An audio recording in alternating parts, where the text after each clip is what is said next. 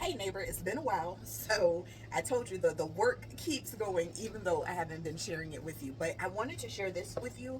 I showed you like the basic brine that I use for my pickles, and this is the one I use for my pickled okra.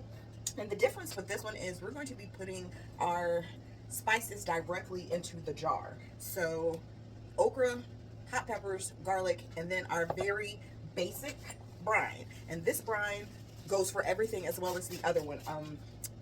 It's a less spiced version, so you get the flavor of the okra. So it's going to be 2 cups of water, and I just use my quart jar to measure because they have the measuring lines on them.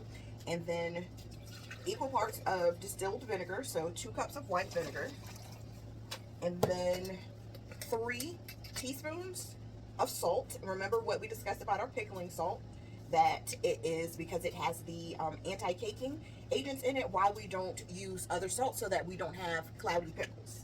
We're also going to do a teaspoon of sugar. You can omit this, but for me it balances the flavor.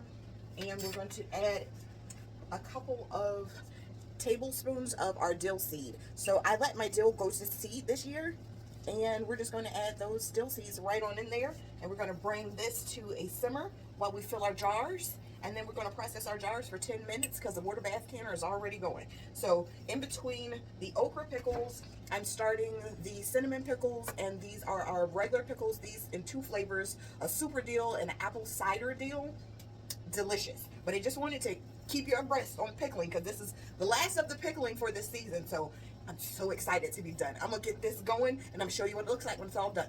I'm also adding a few peppercorns right to the jar. We didn't put that in our brine because we're gonna let that peppery get in there. They're also packed tight, so we don't want them to be able to move and to float around. We're gonna pack tight. You can see our garlic in there. I split the cloves, so there's one at the top and one at the bottom to make sure that it's nice and in there. Also, something that we haven't talked about before is debubbling.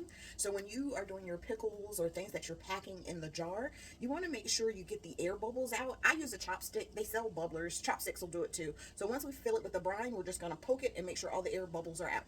So hot brine in, they're going to go in the water bath canner for 15 minutes, and then we're going to let them sit for about 2 weeks before they're perfectly tasting.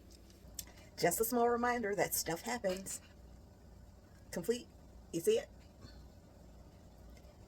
So sometimes, even in the rack, even how it's supposed to be, mistakes happen. And I can't eat any of this because we don't know if there's any small fragments of glass.